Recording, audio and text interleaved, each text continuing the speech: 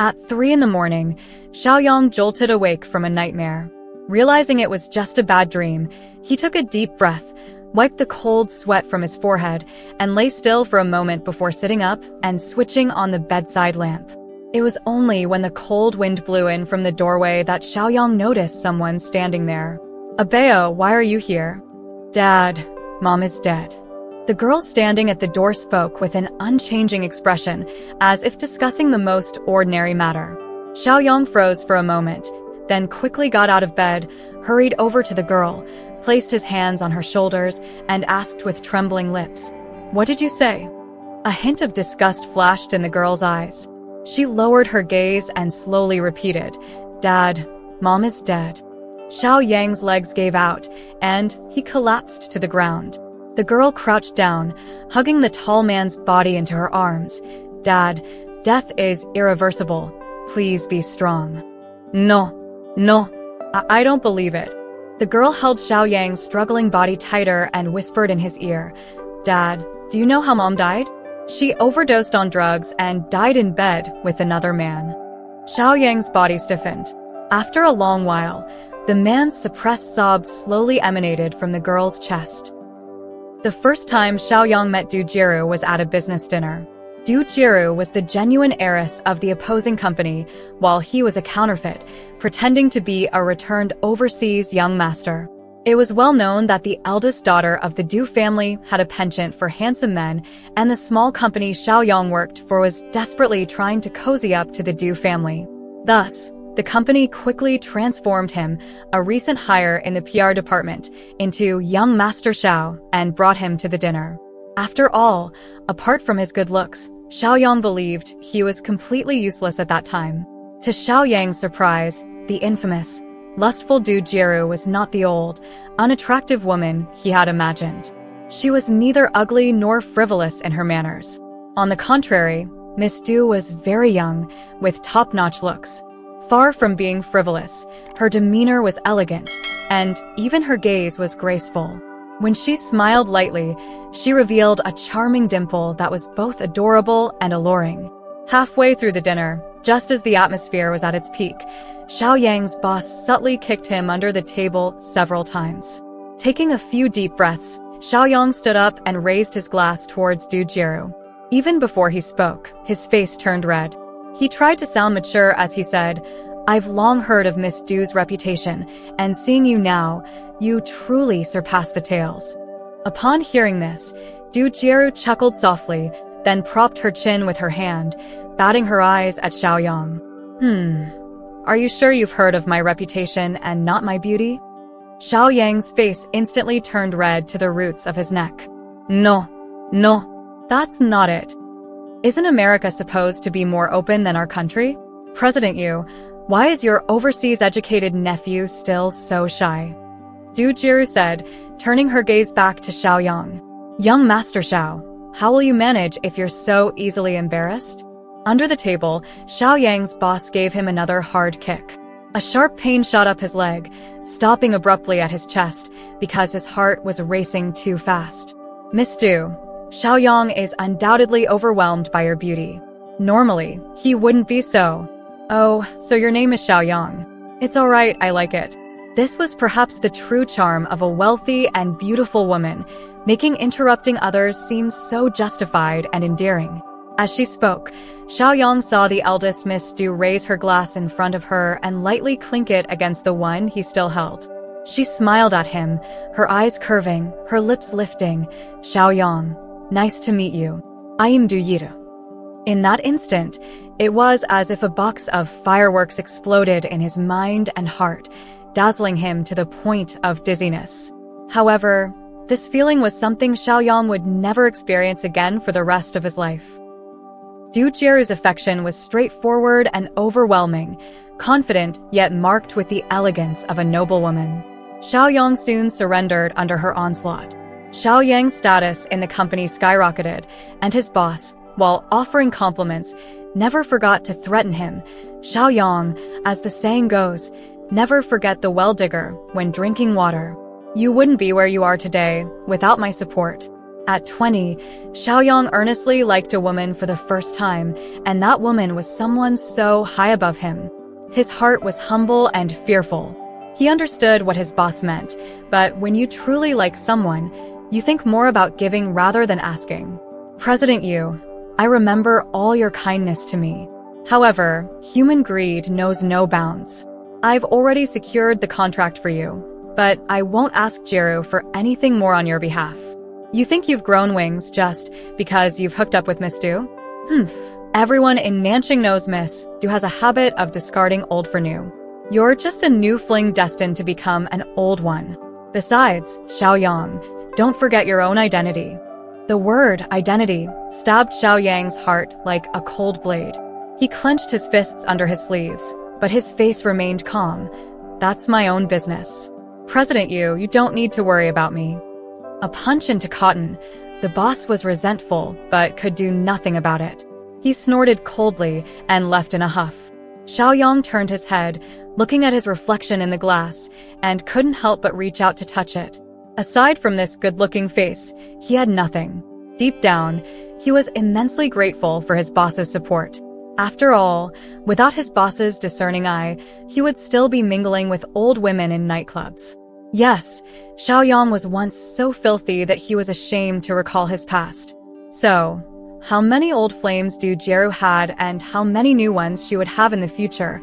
What right did he have to care? Thinking of this, Xiaoyang chuckled, picked up the glass on the table, and downed it in one gulp. In the end, it was Du Jiru herself who drove to pick him up. Half drunk, Xiaoyang clung to her, refusing to let go as soon as he smelled her perfume. Aru, I like you so much. I won't mind how many more people you like in the future, just don't abandon me. Xiaoyang thought that, at that time, Du Jiru must have genuinely liked him.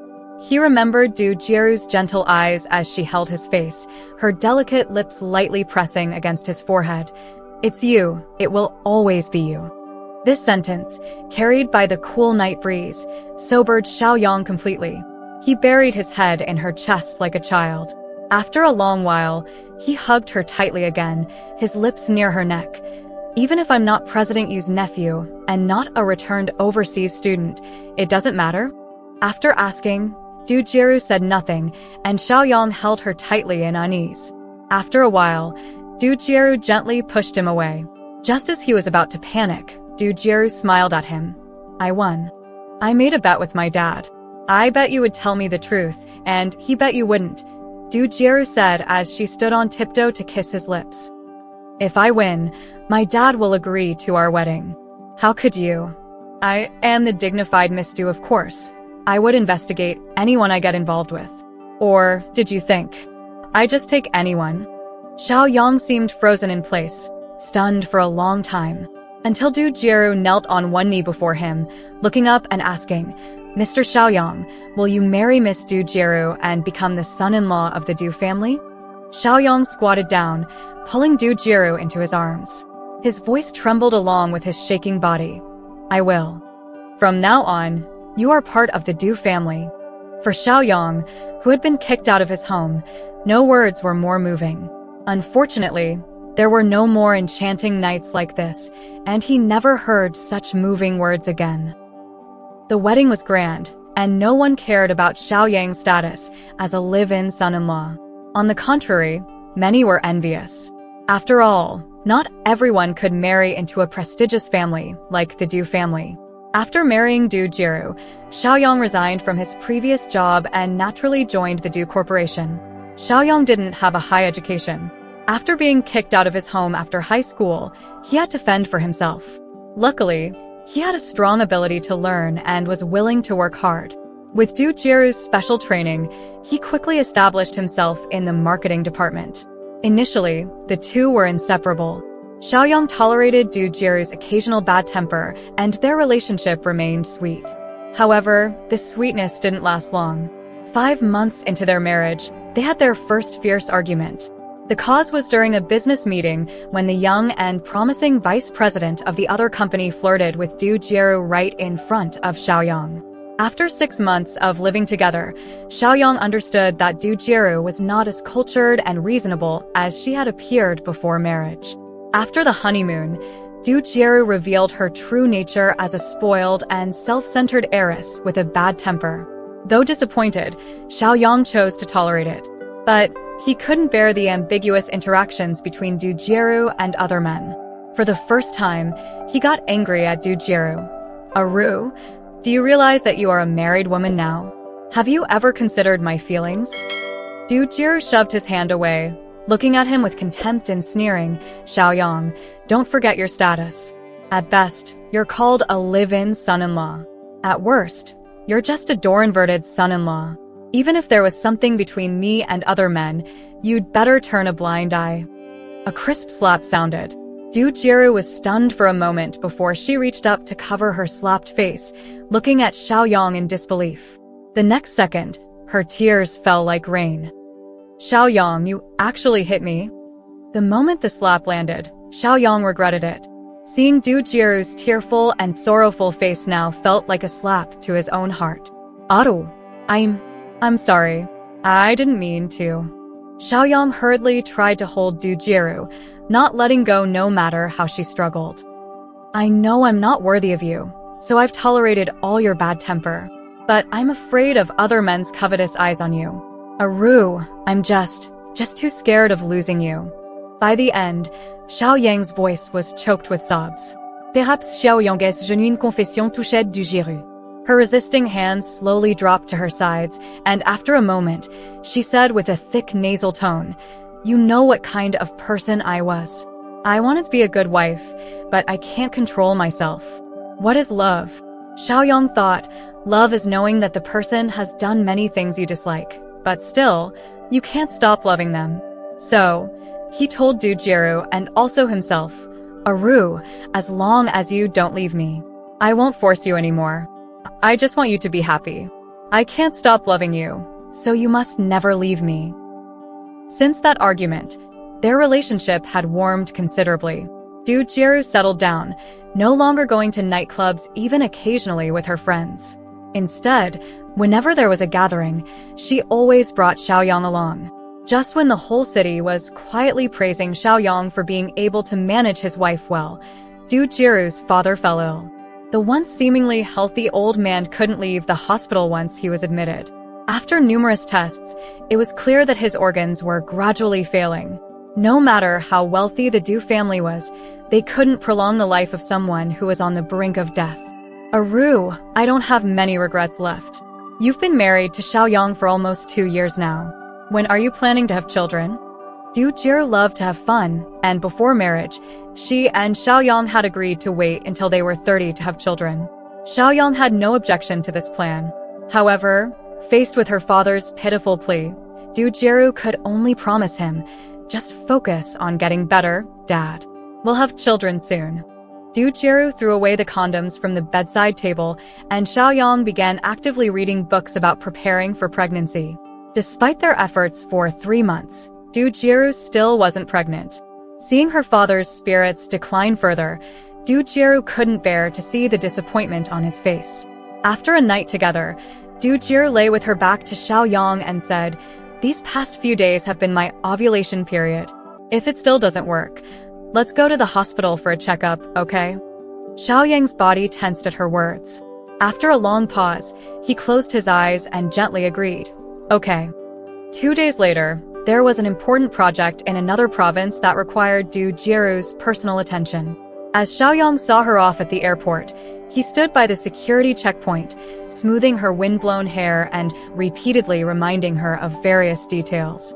Though Du Jieru found Xiaoyang's nagging a bit tiresome, she didn't lose her temper. Instead, she stood on tiptoe to kiss him on the lips and said with a smile, "You're such a worrier. I know what to do. While I'm away, it'll be up to you to take care of Dad and manage the company." Xiaoyang was momentarily stunned. Since their marriage, Du Jieru had rarely been this gentle.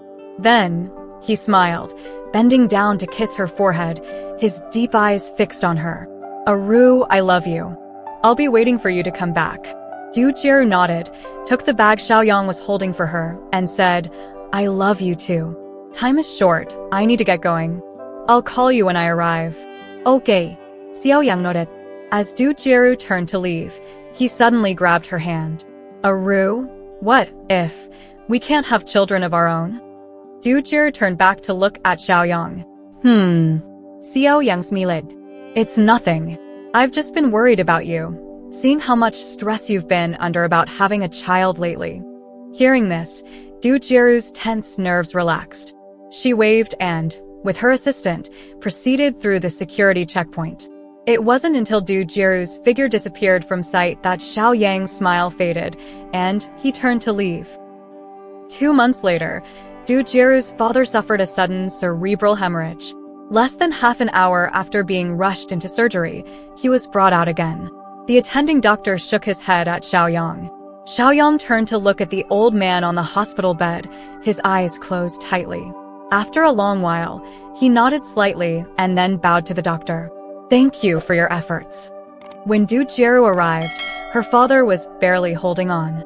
Seeing his face, now gray and lifeless, she burst into tears. Dad. Perhaps experiencing a final burst of energy, Du's father opened his eyes, gasping for breath. Jiru, where's the child? Dad, just get better. In 8 months, you'll see your grandson. Du's father's eyes brightened slightly, and he looked at Xiaoyang. Good, as long as there's a child. With that, he closed his eyes and never woke up again. After a long while, Xiaoyang finally snapped out of it as Du Jiru's heart-wrenching cries filled the room. He walked to her side, embraced her, his face emotionless. Jiru, take care of yourself. Don't grieve too much. Deep in sorrow, Du Jiru cried even harder in Xiaoyang's arms. Xiaoyang, I don't have a father anymore. Xiaoyang took out a handkerchief from his pocket, gently wiping her tears. Don't be afraid, Jiru. You still have me. You only have me now. The last sentence was spoken so softly that Du Jiru barely heard it. But at that moment, she was too consumed by grief to care, only holding Xiaoyang tighter. After handling Du's father's funeral, Xiaoyang took Du Jiru to the hospital for a checkup. It turned out that she wasn't lying to her father that day. She was indeed pregnant. Xiaoyang looked at the ultrasound picture for a long time before hugging Du Jiru. Jiru, it's going to be tough for you. Now that you're pregnant, you should rest at home. Leave the company to me. Du Jiru hesitated. Dad just passed away. The board will be looking for any opportunity to take advantage. I'm afraid you'll be bullied if I leave everything to you. Then promise me, if you feel any discomfort, you must tell me. Don't worry, I know the baby is the most important thing now. Xiaoyang pushed her away slightly, his expression serious. Wrong. To me, nothing is more important than you. His sweet words made Du Jiru smile, a rare sight on her pale, worn face, pure and serene, evoking a sense of pity. A month later, Du Jiru began experiencing severe morning sickness. She was constantly tired and couldn't keep any food down. Seeing her suffer, Xiaoyang firmly refused to let her go to the office. Initially, Du Jiru resisted, but eventually, the relentless torment from the baby wore her down, making her pale and thin. The physical discomfort made Du Jiru increasingly irritable. She spent her days breaking things at home, taking her frustration out on Xiaoyang. After another bout of severe vomiting left her exhausted, Xiaoyang knelt beside her and gently asked, Jiru, this baby is causing you so much pain. Should we not keep it? Du Jiru felt a chill at his words, like a cold snake's tongue touching her heart, making her uncomfortable. Through her tear-filled eyes, she looked at Xiaoyang. It was still the same face, but she couldn't shake the feeling that he was no longer the same person. After a long silence, Du Jiru stood up, supporting herself on the toilet. This is the child my father longed for. No matter what, I will give birth to it. Xiaoyang handed her a glass of water and wiped the saliva from her mouth. Then, Jiru, you mustn't take out your anger on yourself anymore. Looking at Xiaoyang's faintly smiling face, Du Jiru suddenly blurted out, Xiaoyang, do you not love me anymore? Xiaoyang was taken aback, then smiled, his eyes full of affection. Silly, why would you think that? No wonder they say pregnant women tend to overthink. Du Jiru thought that she must have developed the so-called pregnancy syndrome. Otherwise, why would she doubt Xiaoyang's love for her? He clearly loved her so much that he had no sense of self left. 7 months later, Du Jieru gave birth to a baby girl. Xiaoyang, who had been with Du Jieru in the delivery room, was traumatized by the sight of her labor pains. When the nurse brought the wrinkled baby girl to him, he only glanced at her blankly before leaning over Du Jieru's chest, his voice choked with emotion. "Aru, let's not have more children, okay? I'm scared." Exhausted from childbirth, Du Jieru nodded absent-mindedly and fell asleep almost instantly. After a long while, Xiaoyang lifted his head from her chest, gently brushed the sweaty strands of hair from her forehead, and stared at her for a moment before carefully taking the baby from the nurse. The baby, who had cried a bit, was now sleeping soundly. Though wrinkled, upon closer inspection, she looked very much like her mother, Du Jieru. Xiaoyang observed her for a moment and smiled slightly. "Abeo, hello. Welcome to the Du family." As agreed upon when naming the child, she took her mother's surname. Her full name was Du Wan, with the nickname Abeo. Xiaoyang had always been agreeable to this arrangement. 3 months after the birth, Du Jieru, having regained her strength, returned to the Du Corporation. On her first day back, she noticed many new faces in the company, and many old employees now addressed her as Madam, instead of President Du. This change filled her with a deep sense of unease. During the board meeting, she distinctly felt that the directors now followed Xiaoyang's lead. She sensed that if things continued like this, she would lose control over Xiaoyang. That night, Du Jieru donned a sheer, provocative nightgown. After an intimate moment with Xiaoyang, she nestled in his arms, her voice slightly hoarse and alluring. "Xiaoyang, you've worked hard this past year while I was on maternity leave. It's time for you to take a break." Xiaoyang's expression remained unchanged. As Du Jieru waited anxiously, he suddenly flipped her over, pinning her beneath him. His raised eyebrows and smirking lips added a devilish charm to his still flushed face. "If that's the case, it'll be tough on you, Aru." Relieved, Du Jieru hooked her arms around his neck. "Bring it on." Xiaoyang gazed at her radiant, smiling face, but his heart sank deeper. No matter how much he did for her, he would always be an outsider in the Du family. After handing over his duties to Du Jieru, Xiaoyang remained at the Du Corporation with an honorary vice president title. When he realized that Du Jieru was deliberately keeping company secrets from him, he decided to stop going to the office and devoted all his attention to their daughter, Du Wan. Initially, Du Jieru would return home on time every day, but her returns became increasingly late. Xiaoyang had talked to her, argued, and even fought with her about it, but she seemed incorrigible. Finally, Xiaoyang's patience wore thin on Du Wan's 10th birthday. Despite his repeated reminders for Du Jieru to come home early for their daughter's birthday celebration, Xiaoyang found himself sitting on the living room sofa, holding Du Wan, waiting until midnight, but Du Jieru never showed up. It was almost as if Xiaoyang had expected this. When the clock struck 12, he looked at Du Wan, who bore a striking resemblance to Du Jieru, and said apologetically, "Abeo, happy birthday. Your mom is probably too busy. Let's cut the cake. Just the two of us." "Dad, stop making excuses for her," Du Wan said, fighting sleep, her soft fingers touching Xiaoyang's brows. "I've seen you wait for her many times.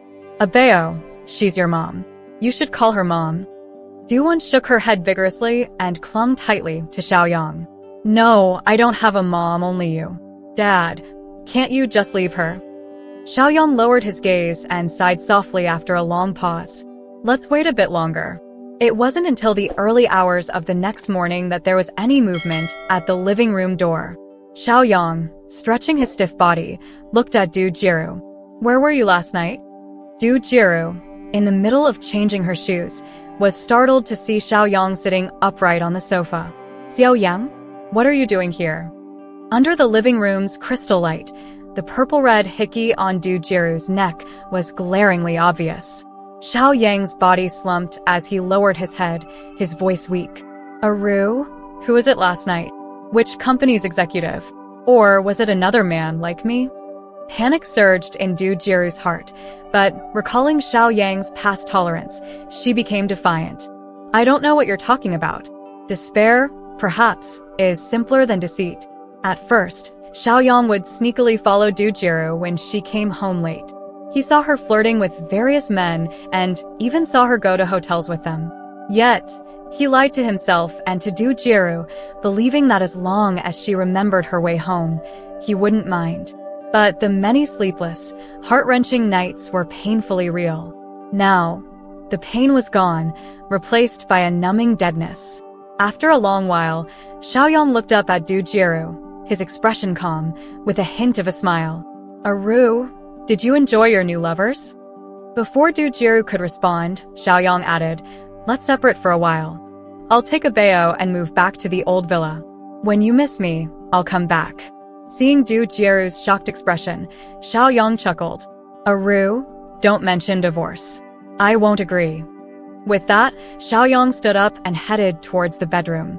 After taking a couple of steps, Du Jiru hugged him tightly from behind. "Xiaoyang, give me a little more time, okay?" Xiaoyang gently pried Du Jiru's hands off. "Aru, you know I never knew how to refuse you." At the doorway, Xiaoyang paused and looked back at Du Jiru. "Aru, don't cry. I'll wait for you. I always have and I always will. I'll wait until you no longer crave new lovers and only think of me, your old one." Xiaoyang waited for 6 years, but all he received was the news of Du Jiru's death. When Xiaoyang took Du Wan to the police station to give a statement, he was like a puppet, unable to come to terms with Du Jiru's death. "Mr. Xiao, as Mrs. Du's husband, were you aware of her relationships with other men?" As the police repeatedly asked similar questions, Du Wan, seeing Xiaoyang's tightly pressed lips, finally couldn't hold back and yelled at the police officer opposite them, "How many times do I have to tell you? My dad hasn't lived with her for years. I found the body, so why don't you ask me?" "Miss Du, please calm down. While your mother's autopsy report has been released, there are still some unresolved questions regarding the case, and we..." Du Wan let out a cold laugh. The 16-year-old girl's delicate features shone like a flower in full bloom under the sun, and even her cold, disdainful expression was breathtakingly beautiful. "The eldest daughter of the Du family is notorious, isn't she? My mother, her character is well known throughout Nanchang, isn't it? So, at such an age, seeking some thrill and using drugs to enhance the experience seems reasonable, doesn't it?" "Abeo, your mother wasn't like that." Xiaoyang, who had been silent, finally spoke up. "Haven't you sacrificed enough for her? And what did you get in return? You waited for so many years, and what did you get? She was just a promiscuous." A sharp slap cut through the air as Xiaoyang retracted his hand, his lips trembling as he scolded, "Du Wan, shut up. You idiot. You don't know anything. No wonder you've lived such a pathetic life." Du Wan wiped her tears hastily. "You even hit me because of her." The two policemen exchanged glances, then looked back at Xiaoyang, who stood there stunned and bewildered after Du Wan stormed out. "Mr. Xiao, it seems Miss Du doesn't have a good relationship with her mother?" one of the policemen asked. Xiaoyang managed a stiff smile. "She's always been with me. After I separated from Jiru, she only went to stay with her on weekends. I don't know how they interact on regular days." Abeo wouldn't. The police officer seemed uninterested in this matter, nodded, and continued. "According to the man who was with Mrs. Du that night, Mrs. Du usually doesn't use those drugs, and she didn't seem to know why she was, excited that night." The other police officer fixed his gaze tightly on Xiaoyang's face. "There are rumors outside that although you are Mrs. Du's husband, you have no status. Mr. Xiao, with Miss Du treating you like this, your marital relationship is practically non-existent. Why not divorce? Don't you have any other?" Xiaoyang lifted his head in shock and interrupted the police officer sharply. "Are you implying suspicion on me?" "No, that's not what we mean, Xiaoyang seemed to lose control. "You don't understand anything. Have you ever loved someone? I love Jiru. Even if it's only in name, I'm satisfied. I have nothing. The only thing I have to bind her is this marriage certificate. I'm still waiting for her to get tired of these new flings, waiting for her to come back to me. How could I let her die? How is that possible?" The police officer rubbed his temples, closed his notebook, and said, "Thank you for your cooperation, Mr. Xiao. We understand." As they walked out of the police station, Xiaoyang suddenly turned to the police officer behind him as if remembering something.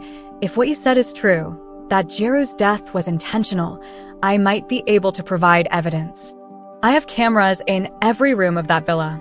To the police officer's surprise, Xiaoyang chuckled wryly. "Whenever I thought of her, I would check the surveillance. However, I haven't checked those recordings for almost half a year.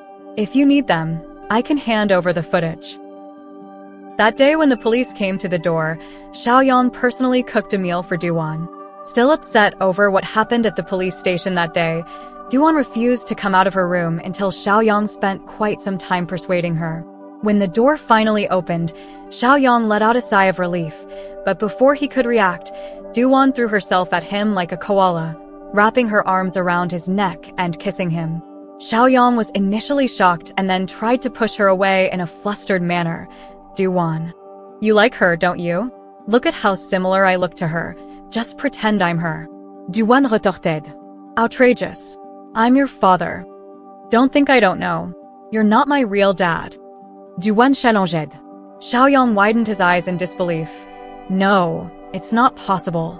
Your blood type is O, hers is A. Tell me, how could parents with AO type possibly have a child with AB type?" Duan pointed out. It was at this moment that the doorbell rang. Xiaoyang, dazed, opened the door to find the police standing there with an arrest warrant. Duan was handcuffed and ready to be taken away. Xiaoyang still couldn't believe it. "It's impossible. A Bao couldn't have done such a thing." "Mr. Xiao, the surveillance footage you provided clearly shows Miss Du putting drugs into Mrs. Du's wine and personally giving it to her." Xiaoyang looked at Duan, on the verge of collapse. "A Bao, are they lying to me? You wouldn't do this." Duan reached up and wiped the tears from Xiaoyang's eyes. "They're right. To her, dying under a man is the happiest thing. From now on, you won't suffer because of her anymore. It's just that you haven't sneaked a peek at her from the surveillance for a long time. I almost forgot that every corner of that villa is under surveillance. But I don't blame you, Xiaoyang. A Bao, do you know what you're doing?" Duan smiled and leaned close to Xiaoyang's ear. "As much as you love her, that's how much I love you. So, I've always known what I'm doing." It wasn't until the police disappeared from view with Duan that Xiaoyang wiped away his tears and smiled wryly. Xiaoyang knew very well that Duan was not his daughter. When Du's father wanted a grandson, he had already gone to the hospital for a checkup. The chance of oligospermia and infertility was as high as 95%. He once had expectations for Du Jiru, so when Du went on a business trip, he arranged things early. Xiaoyang thought that if she really got tired of him, he would be honest with her, but unfortunately, she disappointed him. Later, the man replied to him, "Miss Du's reputation is indeed well-deserved." Du's father's sudden cerebral hemorrhage wasn't sudden. Xiaoyang deliberately provoked it. After several days of seeing Du Jiru vomit in the morning and calculating her menstrual cycle for her, he speculated that she might be pregnant. At that time, he still couldn't blame her, so he could only vent his frustration on his father-in-law, who he despised once. "If you regret Aru marrying me, unfortunately, you can't control her feelings either. Oh, I forgot to tell you. You probably won't have grandchildren until you die. Because your son-in-law, I have oligospermia and infertility." Xiaoyang had already reached an agreement with the attending physician. Even if Du's father didn't have a cerebral hemorrhage that day, he had ways to prevent him from waking up. Du's father died, and she became pregnant again. He worried that she would be tired, and day and night he managed the vast Du family for her. Unfortunately, she didn't appreciate it. Instead, she suspected he had ulterior motives, since the love he gave was not wanted by her. From then on, he turned his love into hatred. Anyway, this cold and indifferent world is so long, he's not in a hurry. She made him miserable for his whole life in the Du family, so he would ruin it thoroughly. So, he deliberately treated Duan with all kinds of kindness, forming a stark contrast to Du Jiru's indifference to her. And at the age when her emotions were just beginning to bloom, after she learned her blood type, he casually told her his blood type. Xiaoyang has always known that Duan is a smart girl. He just pretended to inadvertently let her see a piece of news from the newspaper. Sure enough, she did this for him. That newspaper was still on Duan's desk. A wealthy lady had an affair with someone.